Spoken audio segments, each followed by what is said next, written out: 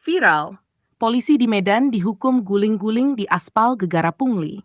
Medan, seorang anggota polisi di Medan, Sumatera Utara, harus menanggung malu sekaligus sanksi tegas setelah aksinya melakukan pungutan liar pungli ke pengendara motor terekam dan viral di media sosial. Polisi tersebut adalah Aibtu Rudi Hartono, personel Satuan Lalu Lintas Satlantas, Polrestabes Medan. Ia kedapatan melakukan pungli di kawasan Jalan Palang Merah, tepatnya di depan Bank Permata, Kecamatan Medan Kota. Sebagai bentuk hukuman dan pembinaan, Aibtu Rudi dijatuhi sanksi fisik yang tak biasa.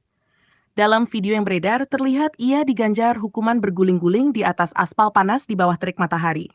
Saat menjalani hukuman, Aibtu Rudi masih mengenakan seragam lengkap dengan rompi lalu lintas. Setelah menjalani hukuman fisik, ia pun langsung ditempatkan di tahanan khusus untuk anggota kepolisian, Patsus, dan dikenakan demosi atau pemindahan jabatan sebagai bagian dari sanksi disiplin. Pihak Polrestabes Medan menegaskan bahwa tindakan tegas ini merupakan komitmen untuk menindak setiap pelanggaran yang dilakukan oleh anggota, terutama yang mencoreng nama institusi di mata publik.